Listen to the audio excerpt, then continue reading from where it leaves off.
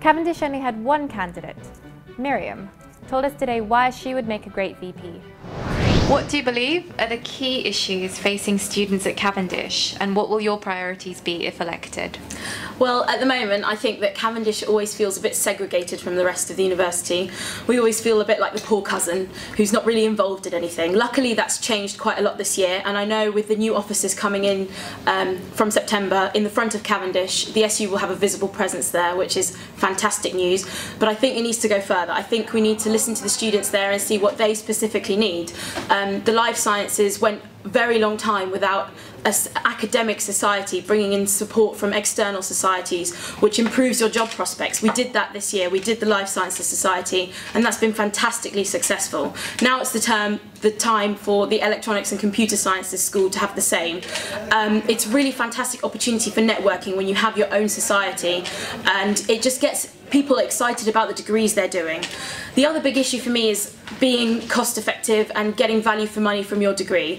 Our degrees are getting more expensive, there's no way to pretend that they aren't. So I think students can be more demanding. I think students can demand that they can tell their lecturers what they're doing wrong. If attendance in lectures is low, marks suffer.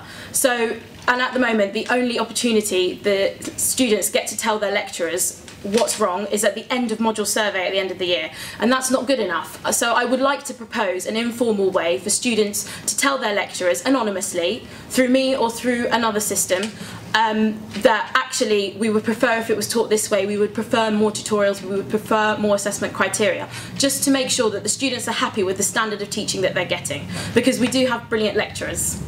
And how do you think we could build a stronger community in the schools of the ECS and life sciences?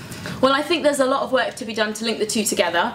I think the ideas that were previously mentioned of having good banter and introducing competitions is good, because actually there's a lot of crossover. There's a lot that the electronics and computer sciences can do for the School of Life Sciences academically, and opposite is also true. So I think we need to encourage students to sit down and get together, and I think that would start with a social space. And I know it's been talked about a lot, but Cavendish really does suffer for lack of a social space. We have a PlayStation downstairs which is used by about 5 people out of a potential 2,000, and I don't think we should just sit and take that. I think we need to fight for a better social space, because that will solve the grassroots problem of having a segregation between the two schools.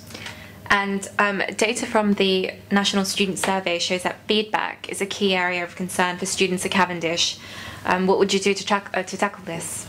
It comes back down to listening to what the students want. So I personally believe as a third year now, the feedback that we've been getting in life sciences has been of a really good quality, and I think that's been partly down to the SU's efforts as well.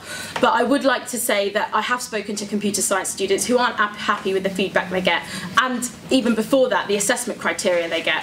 So I think it involves us getting our student associations sitting together with the deans of school, who can then filter down into their senior lecture staff and further down the chain until we get to the point where the students get the good feedback they deserve.